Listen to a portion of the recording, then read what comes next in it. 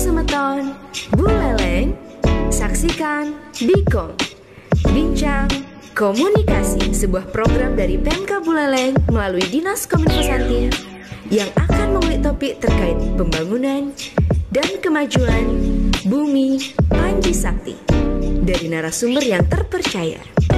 Satu episode setiap minggunya. Stay tune di channel YouTube Pemka Buleleng. Bikom Bincang Komunikasi. Halo Semeton Buleleng, Saya Delia. dan saya Sinta.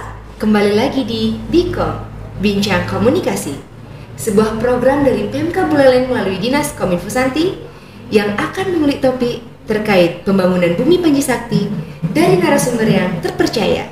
Satu episode setiap minggunya. Stay tune di YouTube resmi Pemka Buleleng. Ya, baik, untuk podcast kali ini kita akan membahas tentang makanan sehat, investasi kesehatan yang tepat. Untuk itu, kami sudah menghadirkan narasumber terpercaya, yaitu Bapak Direktur RSUD Kabupaten Buleleng, Dr. Arya Nugraha, SPPD. Nah, selain sebagai Direktur RS Kabupaten Buleleng, beliau juga merupakan seorang dokter spesialis dalam di Rumah Sakit Kertausada dan Klinik Sahabat. Selamat pagi, dokter. Pagi Sinta, Delia. Terima kasih sudah diundang acara makan. Ya enggak? Bisa sedikit dijelaskan dokter tentang CV-nya dokter sendiri? Kan sudah tadi. Asik. Jadi kalau untuk pekerjaan saya saat ini Direktur RSUD Buleleng. Kemudian masih juga bekerja sebagai dokter ahli penyakit dalam di beberapa rumah sakit dan klinik. Sebetulnya saya paling suka jadi edukator, ya, edukator di Klinik Sahabat. Kemudian kalau organisasi, saya Sekretaris ID Cabang Buleleng dan Wakil Ketua Perkumpulan Ahli Dokter Penyakit Dalam Wilayah Bali. Nah, saya juga mengajak nih semua Nyama Buleleng ya, untuk berbagi kebaikan, karena saya sendiri mendirikan satu yayasan sesama namanya. Jadi kita ingin memberi kontribusi kepada pemerintah, kabupaten, dan juga mungkin mudah-mudahan kepada warga masyarakat bisa kita bantu yang kekurangan dalam hal ekonomi maupun dalam akses pengobatan. Jadi bisa bergabung di yayasan sesama. Yang terakhir ini juga penting nih, Sinta, Delia. Saya nulis buku. Jadi saya sudah terbitkan 5 buku. Yang suka baca, yang tertarik dengan literasi, silakan dibaca bukunya, kemudian dibeli. Karena apa? Karena penjualannya itu juga saya dedikasikan untuk kegiatan sosial di yayasan sesama. Iya, semakin banyak yang beli, berarti semakin banyak donasi yang akan sampai ke yayasan Itu sesama. benar, dan di samping membeli buku, itu sudah berarti berbagi dengan sesama.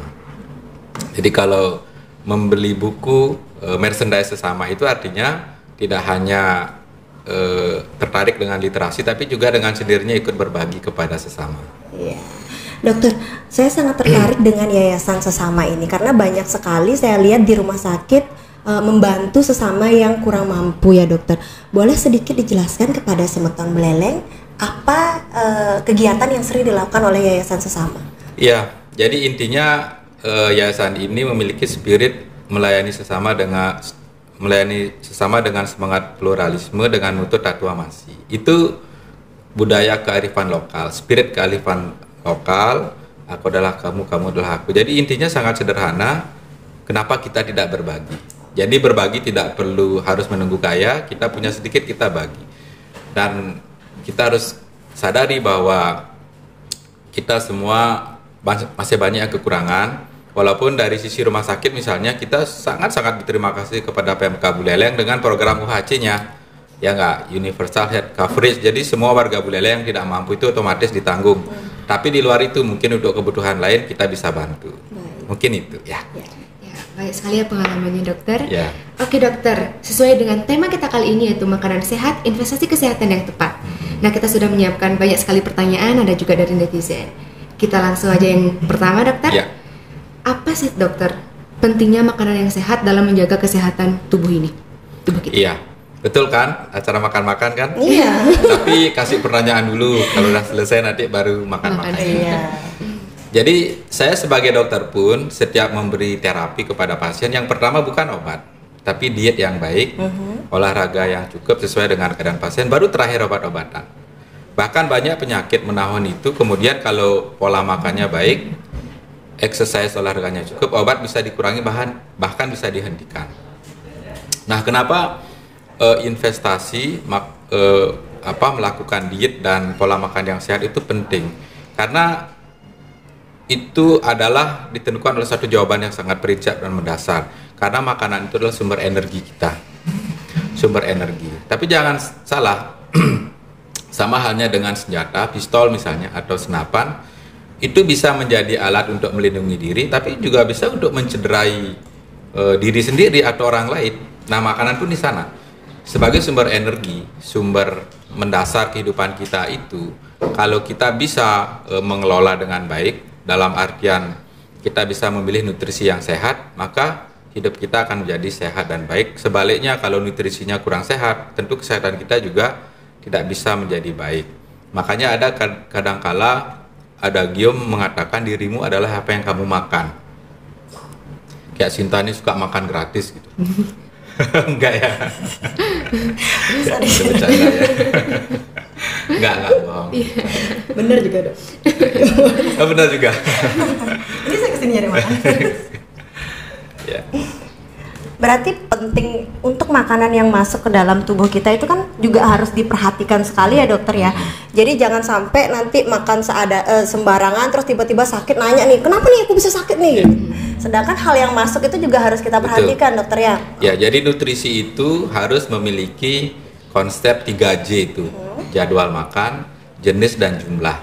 Pegang itu aja sebagai panduan dasar, umumnya kita akan sehat. Jadi sekali lagi podcast ini juga mengingatkan kita semua, soal diet itu sebetulnya yang susah apanya? Yang susah sebetulnya mempraktekkannya.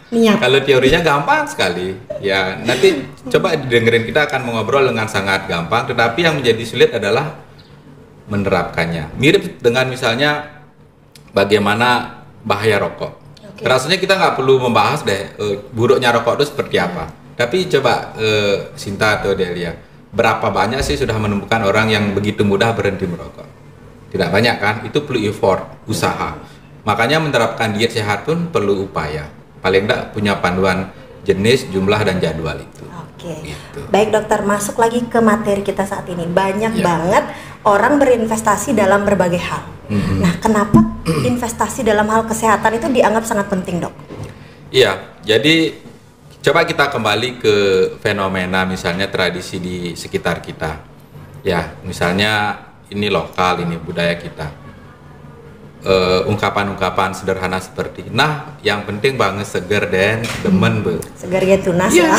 Seger den, tunas, ajak bekal bedek. Gitu, atau coba kalau ulang tahun, ya kan?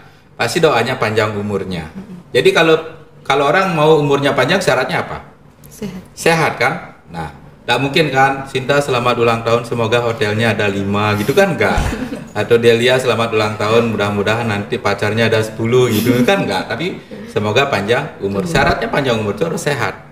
Nah, itu jawaban yang sederhana. Sekarang untuk menerapkannya ini seperti apa? Yaitu psikologi yang baik, tidak boleh cemas, nutrisi sehat, olahraga yang cukup, baru terakhir kalau perlu sekali baru obat-obatan. Itu.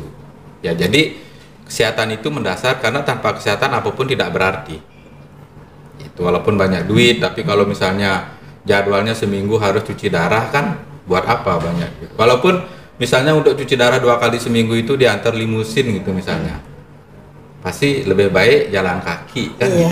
Nah, kamu tidak cuci darah. Iya. Jadi jangan cuci darah, cukup cuci mata saja. Iya, makanya kalau pasangannya cuci mata jangan dimarahin daripada cuci darah. Daripada nganter cuci darah, mending nganter cuci mata, dok ya. Iya, makanya kalau Sinta pasangannya lirik gitu, bila perlu didukung. Pak, itu ada yang lebih bagus gitu misalnya. Jangan dong. Omongan kan doa, gimana sih dokter?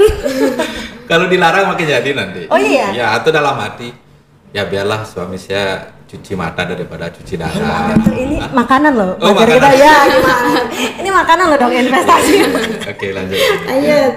Oke, berarti dokter pola makan dan mengelola makanan itu sangat penting untuk kesehatan. Iya. Syarat panjang umur itu ya itu sehat ya dokter. Sehat. Baik. Nah dokter, bagaimana nih tanggapan dokter antara hubungan pola makan sehat dan pencegahan penyakit? Ya. Jadi seperti yang saya sampaikan tadi, ada adagium yang sangat mengagetkan gitu ya, dirimu adalah apa yang engkau makan gitu. Sebab memang makanan yang kita konsumsi itu kemudian bisa menentukan derajat kesehatan kita. Kita bisa misalnya pilih makanan-makanan tertentu, bahkan bisa memberikan dampak kesehatan langsung. Misalnya makanan yang terlalu mengandung banyak minyak, bumbu, pedas itu, saya dalam pengalaman saya sebagai dokter praktek, rata-rata anak muda yang mengalami gangguan lambung itu 90% karena salah makan atau telat makan atau makan berlebih atau diet ketat. Nah, itu efek makanan yang langsung cepat terhadap kesehatan seseorang. Ada juga kemudian makanan yang tidak disadari tapi kemudian memberi dampak kesehatan yang serius jangka panjang. Misalnya apa? Over calorie intake. Jadi dia makan berlebih karena berbahan dari makanan-makanan berenergi tinggi, tapi dia sendiri kurang melakukan exercise, sehingga dia penumpukan energi itu seperti saya bilang tadi, energi bisa menjadi syarat kehidupan, tapi dia juga bisa merusak tubuh. Energi yang berlebih tidak dikeluarkan, dia akan menumpuk menjadi gula, lemak, dan itu membuat orang menjadi hipertensi, diabetes, kolesterol. Ini tidak diobati dengan baik, dia bisa kena stroke, serangan jantung, gagal ginjal. Nah, itulah kenapa makanan berpengaruh kepada kesehatan. Itu mudah dijelaskan jangka pendek, jangka panjang. Itu. Ada juga misalnya ngamuk gara-gara nggak diundang acara makan. Nah, itu karena pengaruh makanan juga. Iya nggak? Lagi nih. Lagi kena. Ya, itu tambahan. Berarti sesuatu yang berlebihan tuh udah pasti tidak bagus, teman-teman. Jadi kalau makan lihat makanan enak nggak usah heboh banget ya. Nanti pas pulangnya malah tepar. Ya. Oke dokter. Nah, dari penjelasan dokter tadi pasti kita akan berpikir nih, loh, kalau begitu seandainya saya makan makanan yang tidak baik, hal apa yang akan terjadi di tubuh saya? Nah, itu pasti akan sangat menjadi pertanyaan yang sering ditanyakan ya dokter. Nah, untuk itu organ tubuh apa saja yang paling rawan berpotensi sakit bila kita makan makanan yang tidak sehat? Iya. Sebelum masuk ke sana ya, masyarakat sering keliru bahwa diet itu adalah mengurangi makan. Itu salah total. Diet itu adalah bagaimana kita makan sesuai dengan kebutuhan. Jadi kalau Sinta sama Delia mau makan banyak silakan, tetapi setelah itu harus exercise yang lebih banyak. Jadi diet itu terbuka. Kalau kita nih ngerasa malas sekali saya olahraga, ya udah makan jangan berlebih. Harus disesuaikan dengan kebutuhan dasar saja. Nah, tadi saya sebetulnya sudah memberi gambaran dampak makanan terhadap organ. Kalau misalnya terjadi efek yang cepat, makanan-makanan yang sangat ekstrim ya. Kan sekarang ada tradisi tuh atau fenomena pedas level 1, 2, 3, 4 tingkat dewa gitu misalnya. Nah, itu sebetulnya sesuatu yang secara medis tidak direkomendasikan. Itu lebih banyak sifatnya apa ya? Hiburan. Dan sesekali mungkin ngetes nih biar tahu aja gitu, ternyata pedasnya kayak gini. Tapi jangan menjadi sebuah budaya atau kebutuhan. Tapi sekedar keingintahuan bolehlah gitu. Jadi jangan dijadikan hal yang bersifat sehari-hari karena itu akan merusak sistem pencernaan bagian atas. Bahkan kalau dia misalnya terlalu ekstrim bisa menyebabkan iritasi saluran cerna atas sampai ke bawah, bisa saja terjadi muntah yang profuse namanya yang banyak, kemudian bisa BAB darah misalnya karena dia luka.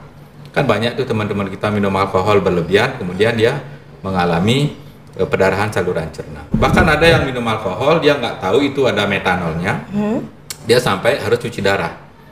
Kan jelas sekali kan dampak. Sayang banget. Iya, itu harus cuci darah. Kalau nggak cuci darah dia akan bisa meninggal dan kebutaan.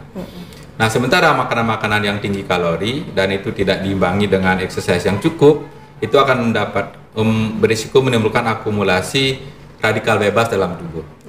Radikal bebas itu menyebabkan kerusakan pembuluh darah karena kolesterol, hipertensi, dan gula yang bersifat toksis, kemudian yang merusak semua sistem organ. Jadi penyakit kencing manis itu kenapa menakutkan? Karena dia tidak menyerang satu organ saja. Justru yang dia serang adalah pembuluh darah. Dimanapun tubuh kita ada pembuluh darahnya itu bisa kena.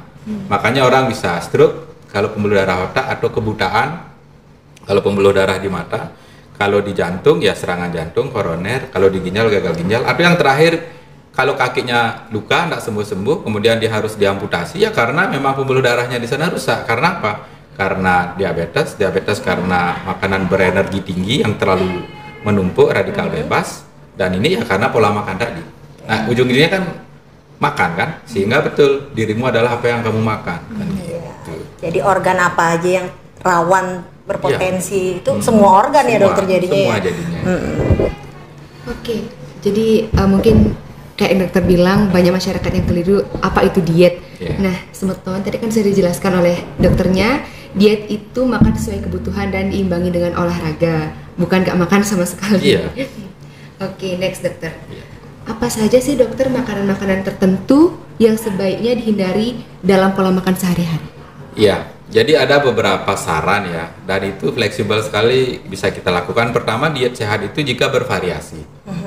Ya, dan bervariasi juga tidak mesti sekarang makanan Indonesia, besok makanan Filipina, besok makanan Argentina gitu.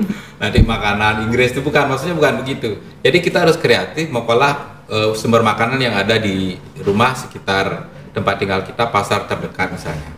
Jadi varian-varian makanan yang kita bisa jadwal berbeda setiap hari itu akan memberikan sumbangan nutrisi yang lebih baik. Karena memang dia akan memiliki zat-zat yang berbeda. Dan dia bekerja memberi efek sinergis dan menghasilkan zat gizi nutrisi yang lebih baik gitu ya. Itu yang pertama. Jadi variasi diet nutrisi itu harus kita usahakan lebih banyak. Terus kedua, usahakan makanan diolah secara fresh, bukan makanan olahan. Misalnya contoh nih ya, kentang. Sekarang kan banyak tuh olahan kentang yang dibungkus. Itu kenapa sih rasanya cenderung enak ya? Itu teknologi, bisnis industri. Jadi dia dikasih garam yang lebih banyak, kemudian gula lebih banyak, dan juga penyedap kimiawi. Nah itu yang membuat kita, aduh nih enak nih, kepingin lagi. Anak-anak juga jadi korban, misalnya mie instan gitu. Sementara kita bisa membuat sendiri, misalnya kentang kita goreng dengan minyak yang lebih sehat misalnya. Kita tahu pilihan-pilihan minyak yang mana lebih sehat. Kemudian kita tidak mengulang menggunakan minyak yang sama. Kan sama-sama kentang nih. Nah, kenapa kadang-kala kita kok cenderung memilih yang olahan ini? Karena praktis, lebih enak, cepat. Nah, itu yang harus kita lawan.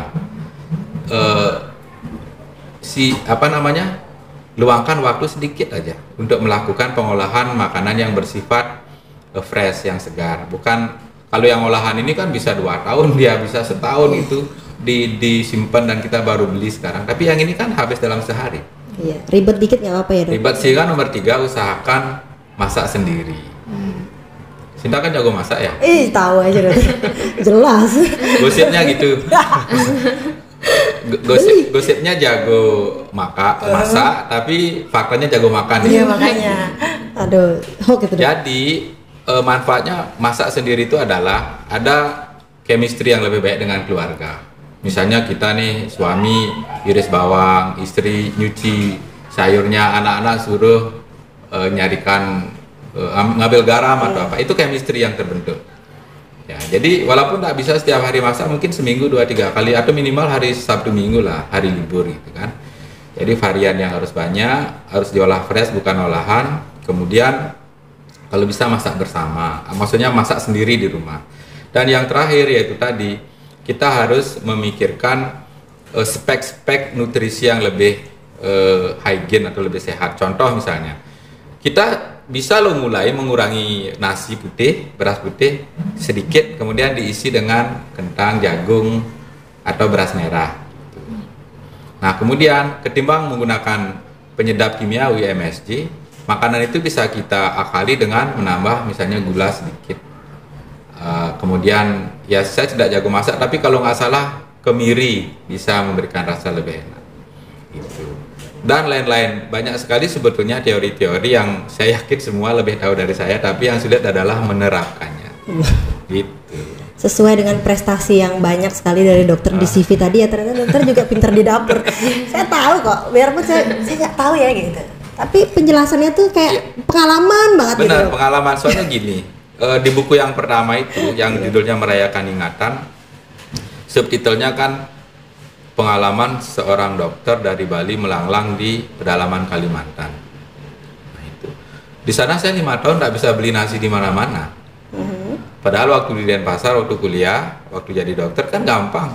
Nongkrong sana, nongkrong sini, tinggal bayar. Di pedalaman nggak ada yang orang jualan, jadi saya harus masak sendiri.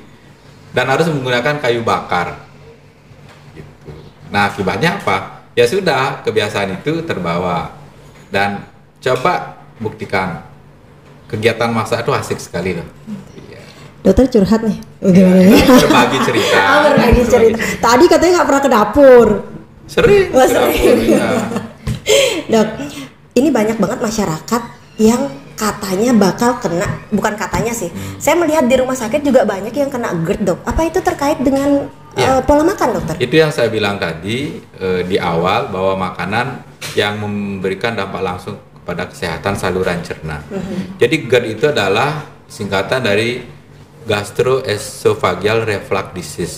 Jadi suatu keadaan di mana gas dan asam lambung itu naik dia ke kerongkongan dan membuat pasien merasa rasa iritasi di kerongkongan, kemudian rasa panas di dada, heartburn, ya heartburn, rasa panas terbakar, dan membuat orang khawatir nih jantung. Padahal cuman asam lambung. Nah itu selain karena makanan yang terlalu banyak berminyak, berbumbu pedas, santan, juga sering disebabkan karena kebiasaan merokok. Lalu konsumsi kopi berlebih sebelum makan. Jadi teman-teman kalau ngopi itu bagus. Saya juga suka ngopi, bila perlu kita ngopi bareng. Cuman syaratnya satu, jangan perut kosong. Makan dulu, sarapan pagi atau makan siang, setelah itu ngopi. Ya, tadi saya diajak ngopi sama Bu Sekdes. Makan dulu tadi, baru ngopi. Soalnya banyak banget anak muda sekarang yang kena GERD, Dok ya. Akibat yang lain adalah apa? Tidak boleh punya kebiasaan habis makan itu tidur. Kita kan sedangnya habis makan ngebah gitu. Nggak boleh. Jadi habis makan itu disarankan duduk minimal 45 menit. Tapi yang paling bagus habis makan jalan kaki 20 langkah. Lapar lagi saya, Dok. Iya bener. Bener. Kalau kamu lapar lagi, itu masalah pribadi sebetulnya itu ya. Jadi itu masalah pribadi, bukan masalah populasi itu. Ya nanti Sinta ke ruang praktek saja. Ya, nanti saya kasih terapi psikologi kamu. Dan yang terakhir adalah obesitas. Jadi mereka yang berat badan lebih cenderung akan mengganggu fungsi saluran cerna ini bekerja optimal, sehingga gas dan asam lambung itu mudah naik ke kerongkongan. Itu GERD. Ya. Oke dokter, jadi lebih mending ribetan sedikit masak ya dokter ya. Tapi kita bisa menentukan olahan-olahan makanan yang baik dan sehat untuk keluarga. Dokter, ada tips khusus nggak nih buat semeton yang ingin memulai investasi dalam makanan sehat ini? Ya, sebetulnya yang kita bahas tadi itu tips semua ya. Nanti semeton bisa melakukan resume ya. Tetapi ini bagus sih untuk kita bisa berikan penekanan-penekanan. Pertama, bahwa nutrisi itu adalah isu sentral untuk kesehatan. Makanya saya selalu bilang, saat saya memberikan terapi pasien itu yang pertama saya tulis adalah dietnya, bukan obat-obatannya. Terus nomor 2, hilangkan asumsi atau stigma bahwa diet nutrisi sehat itu sulit dan mahal. Yang benar adalah memang kita kurang memiliki willing untuk melakukannya. Sama kayak tadi, kita tidak perlu lagi mengajari seorang perokok bahaya rokok itu apa. Dia lebih tahu dari kita mungkin, tapi menghentikannya yang sulit. Sehingga dia perlu dukungan dari lingkungan, keluarga, orang tua, dan kemauan internal, willing tadi itu. Ketiga, kemudian kita perlu belajar sedikit nih, walaupun bukan sesuatu yang sangat sulit ya, bahwa diet sehat itu berbasis dari diet makanan-makanan yang fresh, tidak olahan.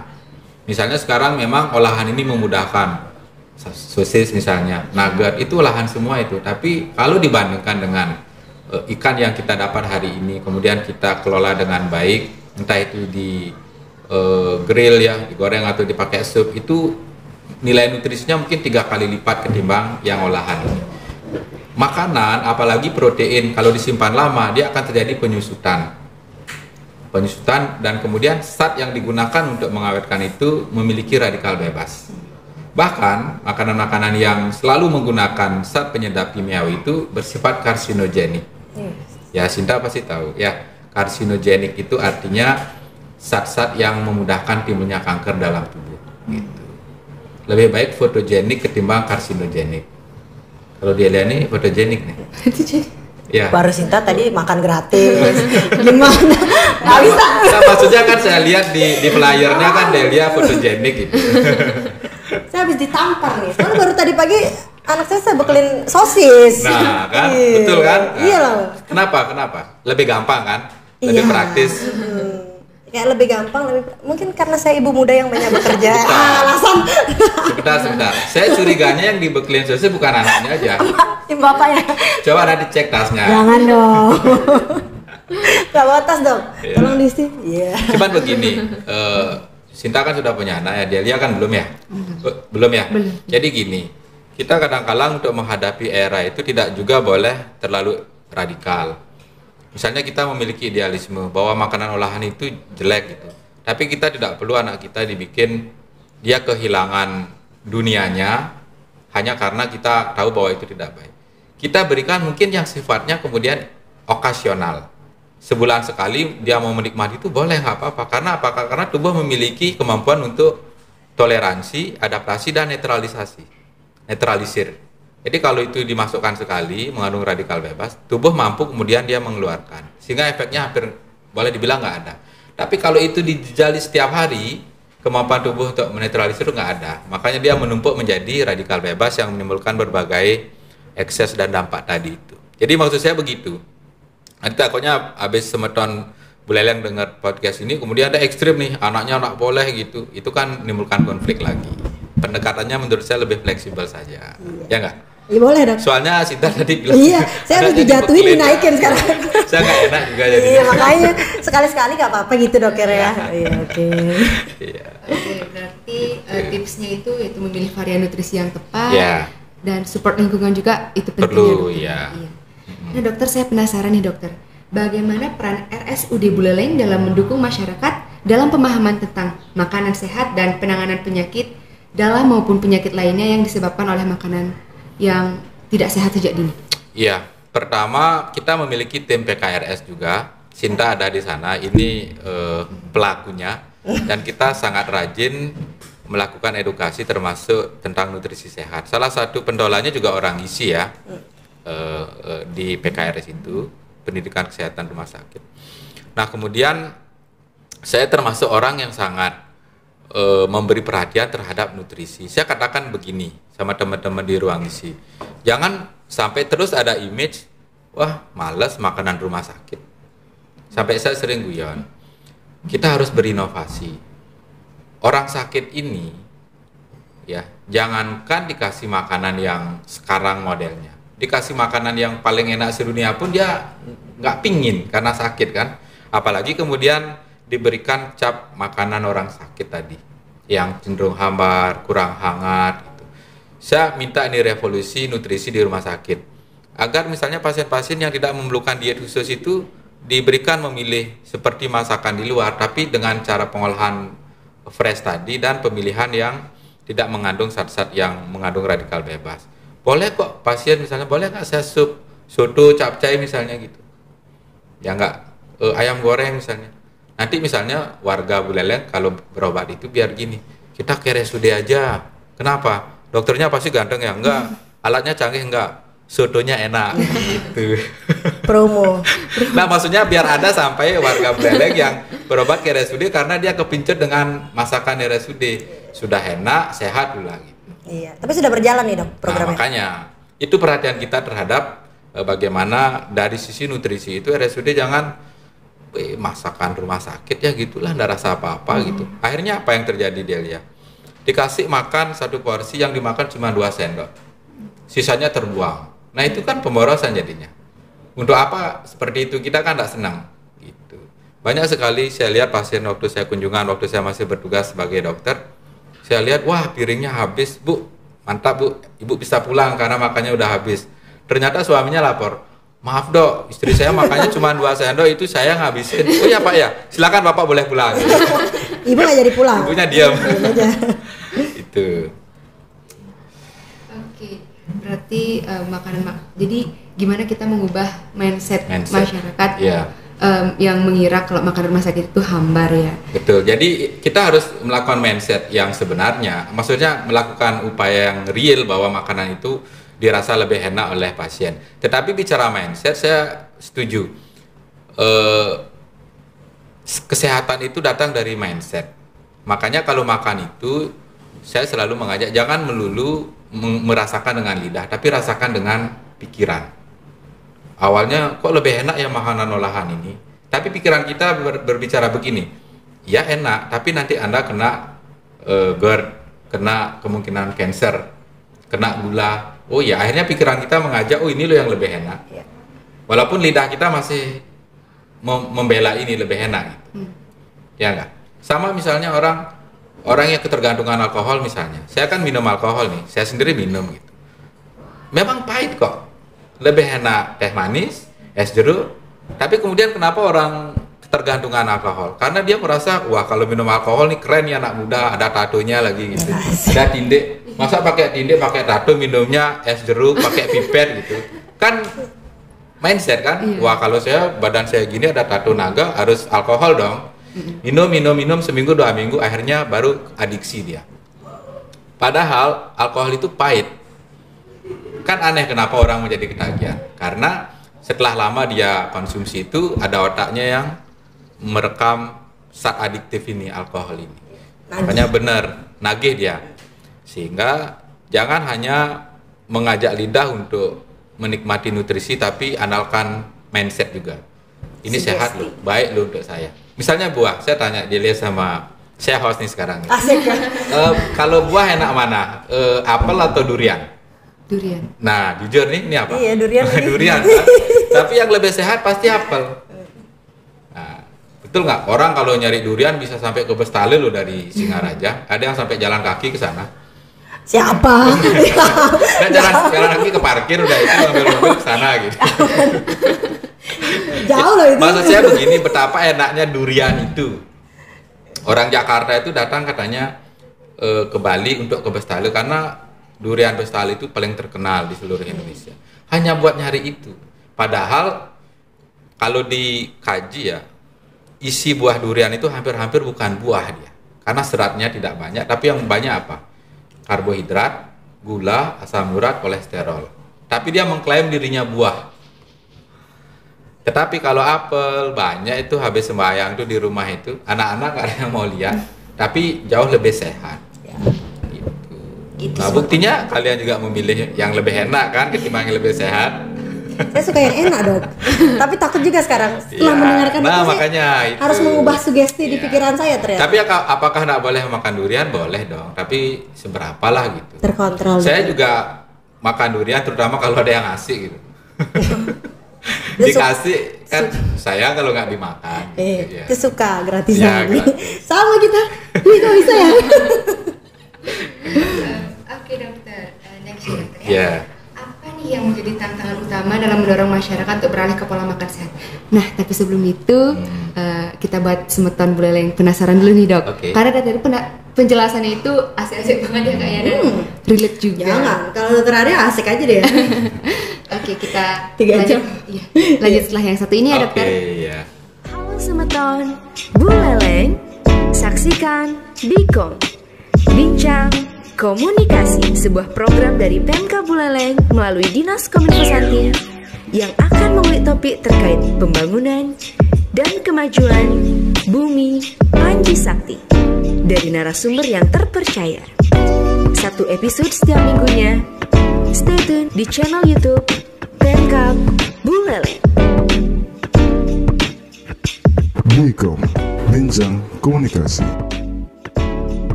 Oke, semeton kembali lagi di Bikom.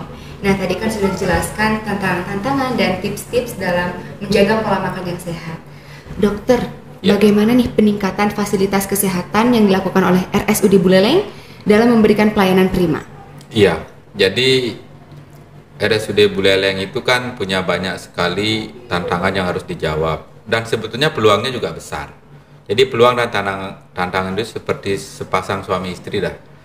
Kalau kita mau akur ya, artinya ada peluang, kita harus ambil dan jawablah tantangan di sana. Misalnya peluangnya apa? Peluangnya adalah RSUD Buleleng itu berada di Bali Utara yang jauh dari provinsi dan mengcover 5 kabupaten. Buleleng, kemudian Karangasem Negara, bagian bawah Bangli, Kintamani, dan bagian selatan dari Tabanan. Itu peluang kita. Tantangannya apa ya? Tentu saja melengkapi diri dengan SDM dan sarana prasarana. Yang termutakhir misalnya kita sudah bisa menyiapkan sarana cath lab namanya. Cath lab ini bisa digunakan oleh ahli jantung kita yang sudah terlatih. Kita sudah punya yang terlatih untuk mengatasi serangan jantung yang adanya sumbatan menggunakan sarana kateterisasi.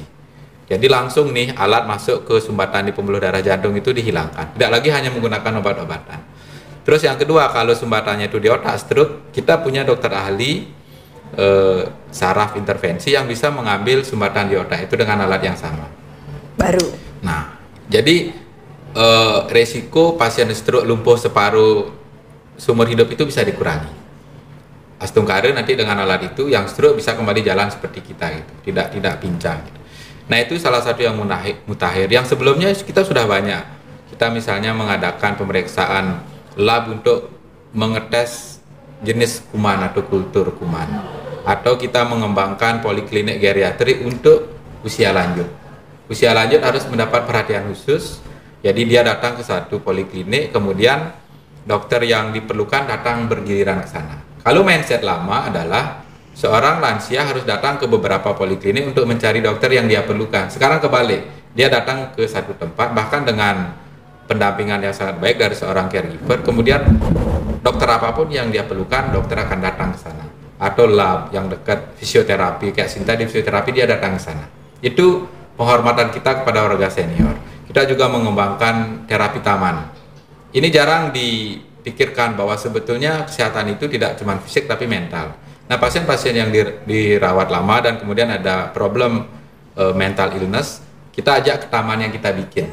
Jadi RSUD sekarang banyak tamannya. Kalau dia mau pre-wedding bisa di sana. Ya sini ya. Jadi kita ajak keliling taman, kemudian psikolognya memberi konseling. Dan satu lagi, kita tadi bicara soal metodologi yang canggih, cath lab misalnya. Tapi kita tidak melupakan kearifan lokal. Kita membuat poliklinik kestran, pengobatan tradisional. Bisa di sana ada akupunktur, prana, healing, herbal, akupresur, kemudian pijat refleksi. Kita mengakomodasi. Jadi kita tidak melulu harus ke dunia barat yang modern dan canggih, tapi kembali ke tradisi budaya timur yang sangat menurut saya mulia ininya, pendekatan-pendekatannya gitu. Itu bahkan kita berikan tempat khusus di ruang VIP ya, dengan interior yang baik dan eksterior taman yang juga cukup bagus di Mahotama. Jadi banyak sudah kita lakukan dan akan terus berkembang. Ya. Makanya Semeton Buleleng harus selalu memberi masukan, merasa memiliki untuk rumah sakit. Sebab mohon maaf nih, melalui podcast ini saya sampaikan, masih banyak kok warga kita yang datang ke rumah sakit buang sampah sembarangan, merokok di rumah sakit, padahal kan tidak boleh harusnya. Jadi ikut memiliki RSUD sehingga kita terbantu untuk memajukan rumah sakit. Ya. Ya begitu, jadi di RSUD Buleleng saat ini sudah ada yang dari modern, kita punya cath lab, untuk pasien lansia kita punya poligeriatri yang nantinya tidak usah repot lagi untuk ngantre di loket ya dokter ya.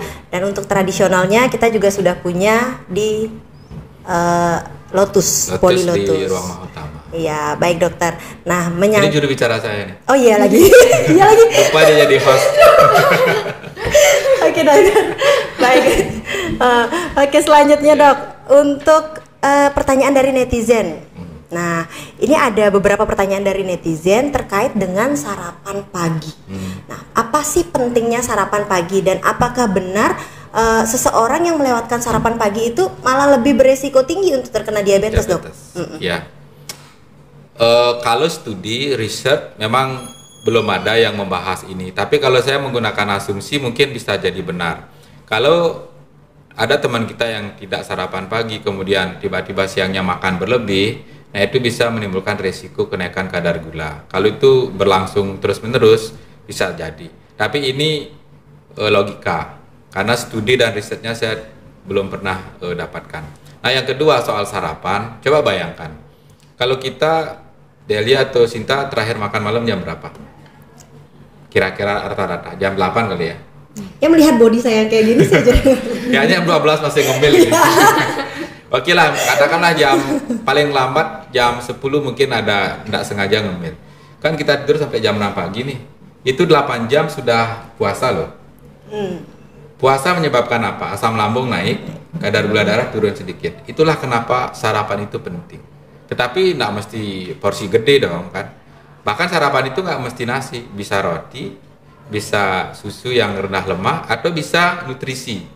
Sekarang kan banyak nih program nutrisi, boleh. Yang penting kemudian kita tidak puasa terlalu panjang membuat asam lambung meningkat, sehingga terjadilah mah. Itu hal yang sangat mudah sekali dipahami. Setelah kita puasa sekian jam dari malam sampai pagi, mesti sedikit diisi untuk menetralisir asam lambung dan persiapan energi untuk beraktivitas. Jadi sederhana penjelasannya. Sarapan bagus, penting gitu. Penting sarapan. Makanya kalau di rumah sakit pasien dirawat kan pagi ada sarapan. Ya. Itu. Oke dok, berarti sarapan itu sangat penting terutama untuk mencegah mah ya dok. Nah, terutama ke sana arahnya. Kalau yang pertama tadi logikanya mungkin kalau pagi tidak sarapan, siang dia mengambil jatah terlalu banyak. Brunch. Ya, gitu. Rapel. Rapel. 2 mangkok. Oke dokter, ini ada yang nanya lagi nih dok. Kalau misalnya makan mie instan yang katanya cara pengolahannya dipanggang dan menggunakan saripati bayam, apa aman dikonsumsi keseringan nih dok? Ya, jadi kalau kita bicara mie ya, mie itu kan berbahan dasar beras atau gandum. Jadi tentu kandungannya karbo kan. Karbo itu makanan utama kok yang kita perlukan. 60% dari nutrisi yang kita konsumsi itu karbo. Tetapi kalau lebih dari 60% pasti tidak baik.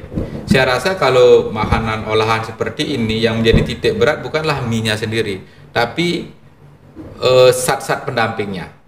Minyaknya yang dalam bungkusan-bungkusan kecil itu kan, penyedapnya, bumbunya atau bubuknya itu.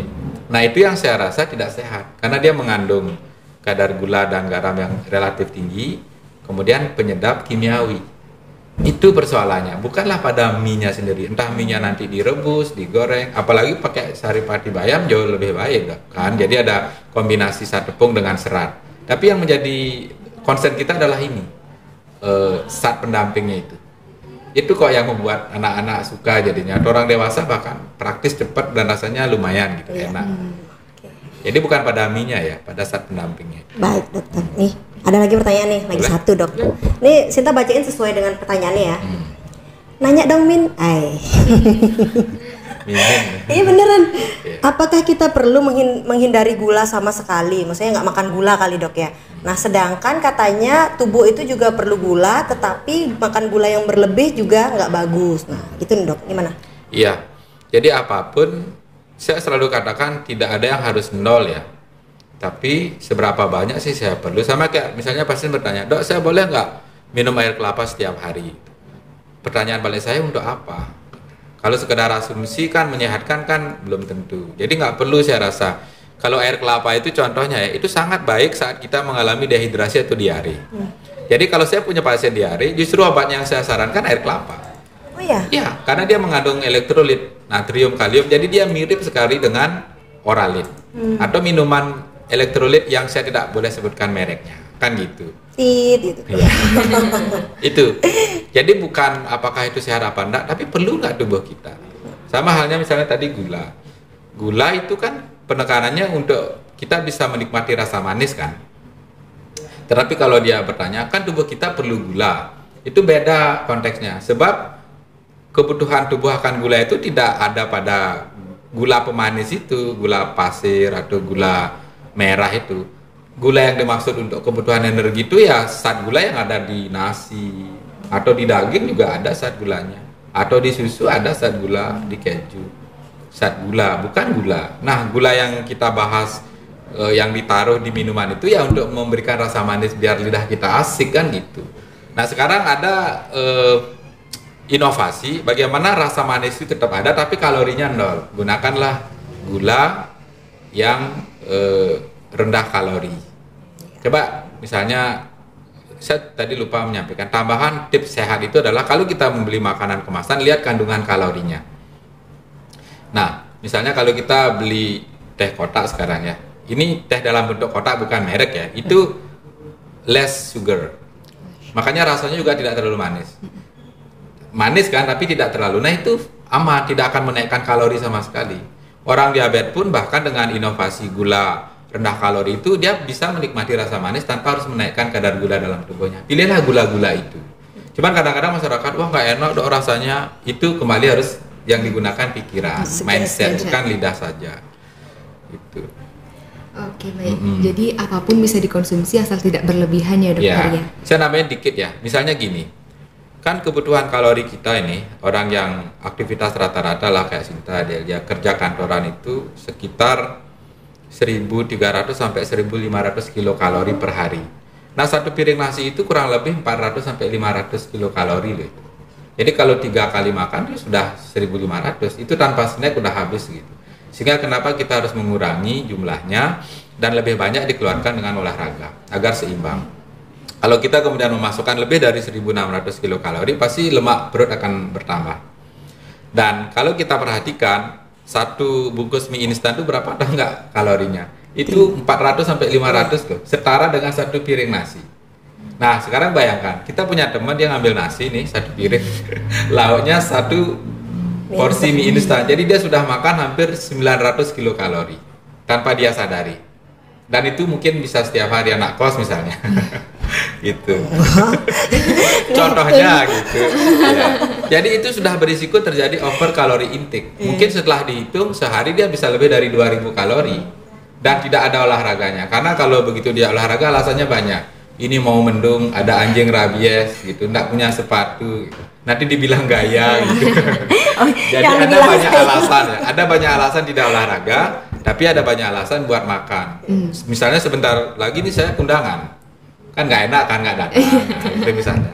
Makan dia terpaksa. Nah, itu tambahan tadi saya lupa. Udah dok tambahannya. Sudah. Udah. Ya. Tahu-tahu kita masih punya banyak waktu nih. Tadi pertanyaannya apa dia? Oh gula kan sudah saya. Iya, udah. Sudah. Ya. Sebenarnya saya berat hati banget nih menyampaikan pertanyaan terakhir. Kenapa? Tapi gimana ya? Ini udah selesai soalnya. Lagi satu pertanyaannya. Oh, boleh. Silakan Mbak Delia. Iya. Tadi kan sudah dijelaskan dan semoga itu menjawab pertanyaan dari netizen ya terkait dengan kesehatan. Oke dokter, apa nih pesan atau saran terakhir yang ingin dokter sampaikan kepada pendengar podcast kami tentang pentingnya menjaga makanan sehat dan investasi dalam kesehatan? Iya, saya mulai dengan narasi-narasi yang agak kuat gitu ya, bahwa dirimu adalah apa yang kamu makan gitu. Kemudian yang kedua, kita mulai belajar makan dengan pikiran, tidak lagi hanya dengan lidah gitu. Sebab kalau dengan lidah saja kita akan selalu mencari yang benar-benar selalu enak dan berkalori tinggi. Dan itu kurang baik untuk tubuh. Dengan makan menggunakan pikiran kita akan berusaha mencari yang sehat, tidak hanya yang enak. Kayak buah misalnya tadi pilihannya kita udah tahu, tidak selalu memilih buah yang enak tapi yang sehat gitu. Dan yang terakhir, bahwa prinsip diet sehat itu tidak sulit. Prinsipnya ya, teorinya, tapi yang kita perlu effort, usaha, dan saling bantu kita semua, keluarga, teman adalah bagaimana menerapkannya. Karena dia memerlukan kemauan dari dalam. Sehingga dengan demikian investasi itu benar bahwa investasi kehidupan yang paling penting adalah kesehatan. Tanpa kesehatan apapun tidak akan berarti. Kekayaan, jabatan, istri cantik nggak ada artinya. Orang nggak sehat, sakit-sakitan, nah kan gitu. Oke. Semeton Bu Leleng saya rasa itu. Iya, terima kasih dokter atas waktunya yang nggak kerasa ya. Kalau saya kerasa nggak Del? Nggak kerasa. Nggak kerasa. Ya, bisa diulangi dari awal. Iya. Jangan dong. Ini udah mau nyari makanan gratis soalnya. Ambil topik lain lagi.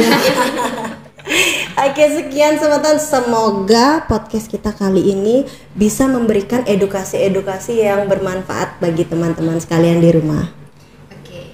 Sekali lagi terima kasih kepada Dr. Putu Arya Nugraha karena telah bersedia menyebarluaskan informasi terkait kesehatan, utamanya makanan sehat dan investasi kesehatan yang tepat. Terima kasih. Ya. Baik, sekian Bikom pada episode kali ini. Sampai jumpa di Bikom selanjutnya.